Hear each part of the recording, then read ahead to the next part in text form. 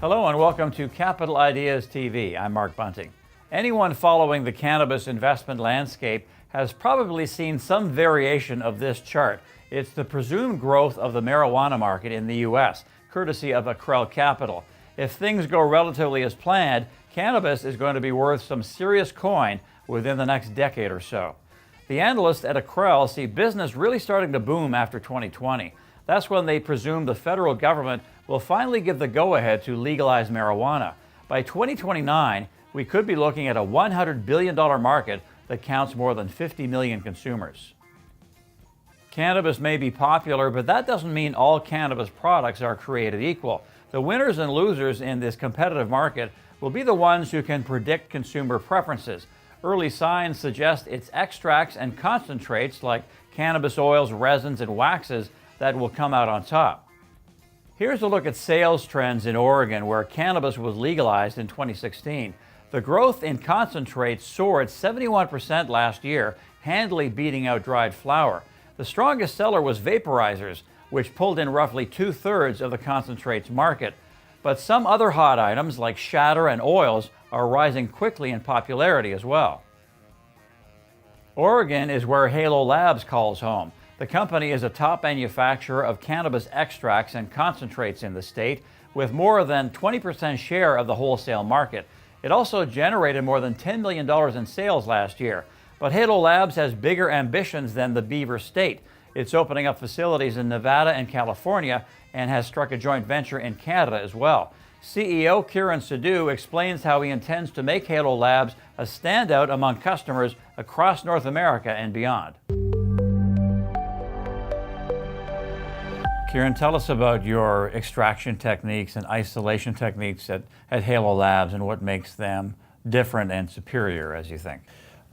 We looked at different processes to make the oil stable. So for instance, we add certain stabilizers that are completely natural. So whether the oil is in 120 degrees or whether the oil is in a colder temperature, we try to maintain viscosity. The other thing we do is we have proprietary terpene formulations or black boxes of terpenes that give us certain flavors and certain profiles, but also add stability to the oil.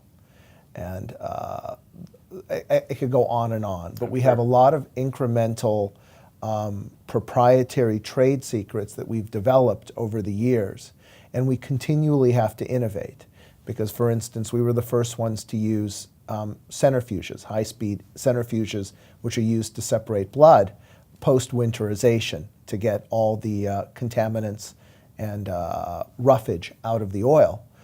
And now that's been duplicated by many different people who operate in a CGMP environment.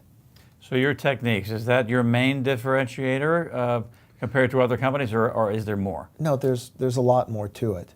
So effectively, the management team has worked together in the space in one form or another, be it at Golden Leaf or be it at Namaste, where Philip is CFO and I'm still chairman of the audit committee, for a long period of time. And we're all blue chip people. I mean, Philip was a partner at Goldman Sachs. I myself went to Wharton and have been a successful entrepreneur in my undergraduate degree from Brown.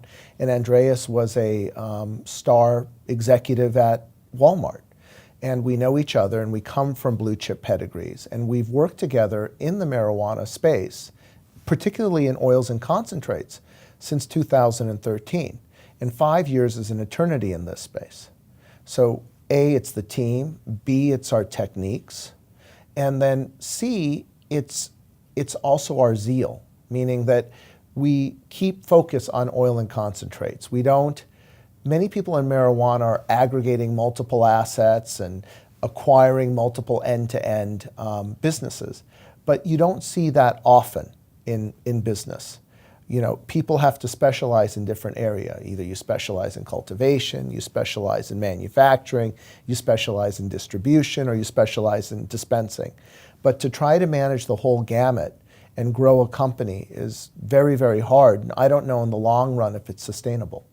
Now, currently, you specialize in Oregon. We'll talk about Nevada and California in a while, but you have about 20% of the Oregon extractions market. So Tell us about that, and how do you go about building that? Well, I say if you can make it in Oregon, you can make it anywhere. Oregon is the toughest market because it's a free market. So there are probably active over 100 extractors in Oregon that we compete with. And it's just that, again, taking what we just discussed, which is our background, our knowledge and our know-how, along with our extraction techniques, has allowed us to be successful. Also, we have a very strong marketing strategy where we actually white label. Many extractors will not white label. Many of them just want to promote their own brands. Our first and foremost focus is, again, being manufacturing centric, is to push grams out the door. And we've pushed 2.5 million grams since our inception, since April of 2016. And so white label is very important, and it's also very important in the fact that from a regulatory standpoint, we don't know where things are going to go, especially with brands. So will it be, dispensaries that are the big brands? Will it be the farms that are the big brands? We really don't know. So the one thing I can tell you about the marijuana business is nothing is certain. And so white label also gives us tremendous flexibility. And then with our own brands, we have an opening price point strategy. So for instance, we have very high-end distillate vape cartridges with Exhale, but we make sure that in that segment of the market, we're positioned lower than any of our competitors. In the middle range, we have Hush. Again, we make sure that we're positioned. So when a consumer comes into a dispensary and they want to purchase a product and they want to try for the product they want at the lowest possible price point. If they try and they're happy, they repeat. And so that's how we get brand stickiness. Approximately 50,000 individual medical patients or recreational users use our product every month in Oregon. Okay, so that's Oregon. Let's move along to Nevada. You've already set up shop there. You're close to doing the same thing in California. So what kind of projections can you give us in terms of production and revenue from those two states? Well, Nevada's an interesting market. It's the opposite of Oregon in the sense that Nevada has a finite number of licenses they've given out. We have a production license there that we're operating under. We're acquiring that license. We're acquiring a cultivation license in Nevada, and we are acquiring a distribution license, and those are under binding LOI.